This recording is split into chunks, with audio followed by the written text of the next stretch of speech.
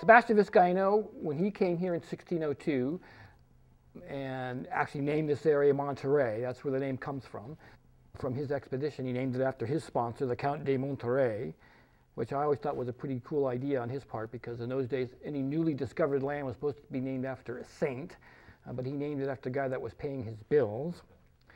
He wanted to settle Monterey then. He wanted to be named governor. But Spain said, no, we have some economic issues, they had some war issues, and so they backed off a little bit, and it took them another 170 years to get here. And they sent a land expedition from Mexico who walked here. And sailing and walking are really two completely different things.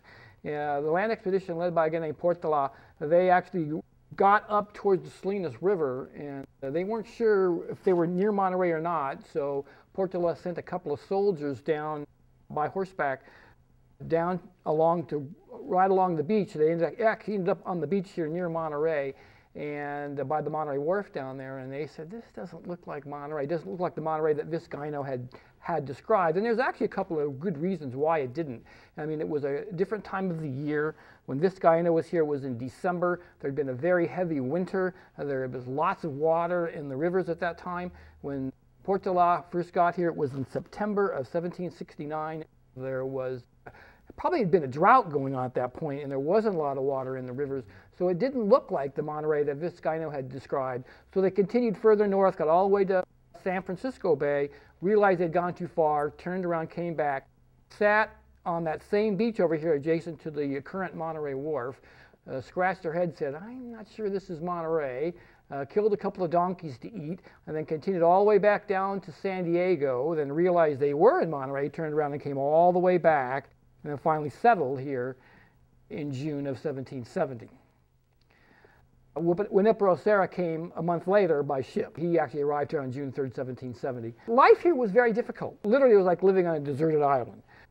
You relied on that one supply ship that would come once a year to bring you those special foods you like to eat, or any news from home, any letters, anything like that. You relied on that one ship. But if it was late, which it often was, I mean, it was really desperate time. In order for the Spanish to get soldiers to man the prison, or to man the mission, or to man the presidio, they had to go to the prisons in Mexico and said, all right, you guys can stay in jail, or you can go to Monterey. Many chose to stay in jail. It was very, very difficult life living here. It was a closed port. They didn't let anybody else come in here. They did strike a contract with the Russian troop that came in here in the 1790s to collect abalone. The Russians were collecting abalone, which they were in turn trading the abalone shells up in the Pacific Northwest to the Indians up there. For sea otter pelts, they were also hunting sea otters here in the bay. And they also supplied a fishing net to the Spanish government so they could fish, as this is from their diaries, so they could fish all the sardines that were coming in the Monterey Bay.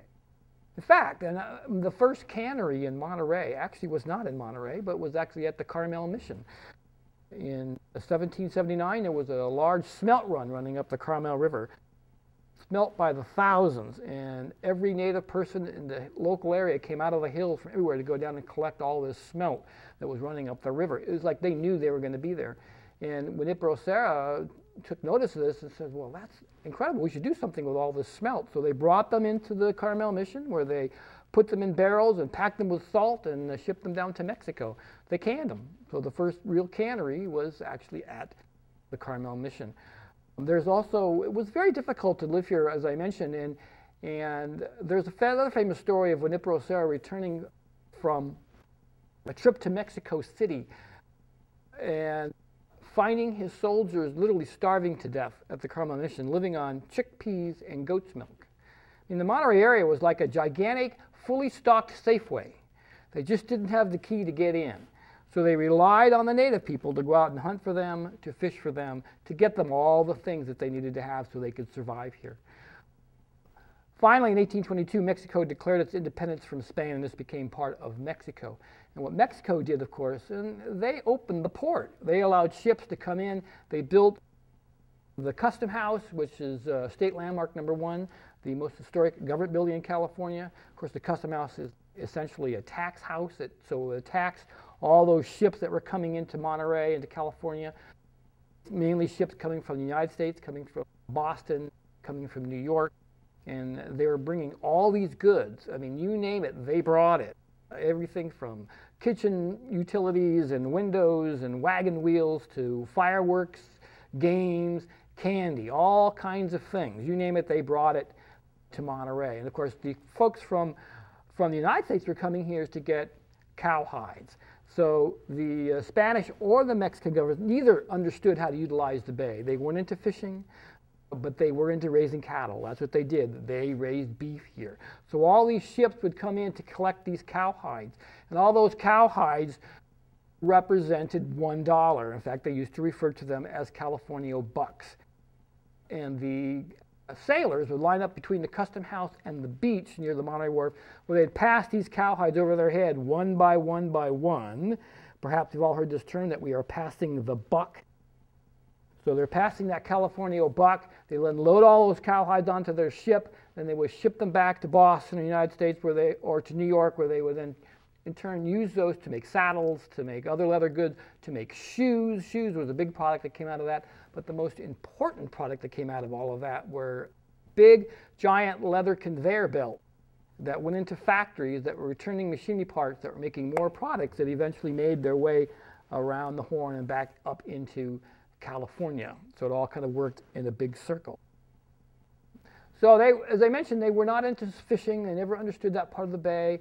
When we went to war, when the United States went to war with Mexico in 1846, and they raised the American flag over the Custom House, they left a guy here by the name of Walter Colton. He was a Navy chaplain. Walter Colton loved Monterey. He was what they called the alcalde. He was sort of meant he was the mayor and judge of the town. He wrote this wonderful little book called My 3 Years in California, which is sort of a daily diary of his life here.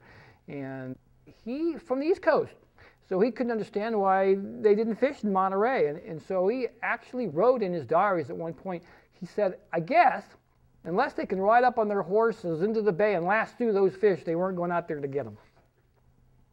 And they didn't. I mean, it just wasn't how they did it. They did hunt sea otters, though. They actually introduced the idea of using rifles to hunt sea otters out on the bay. But it was, but the California life and the Spanish life were really two different. For California, it was the Mexican part where they opened the ports and they had a sort of a lifestyle of fiestas and parties. Was a very important part of their life. When Richard Henry Dana came here, the man who wrote 2 years before the Mass, he was a young man at the time and he had learned to speak Spanish, so they made him kind of a translator. He also a guy from the East Coast. He was from Boston. He didn't understand the California people. He thought they were lazy because they were always kind of hanging out and riding horses and having these fiestas and always had siestas and things like that. So he had a difficult time with it. In fact, he didn't like California very much.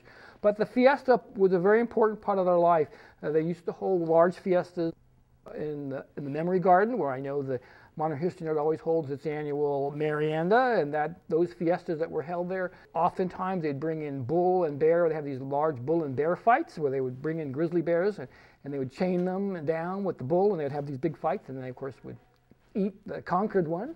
If they couldn't get the bear, then they would have what they called a half a fiesta.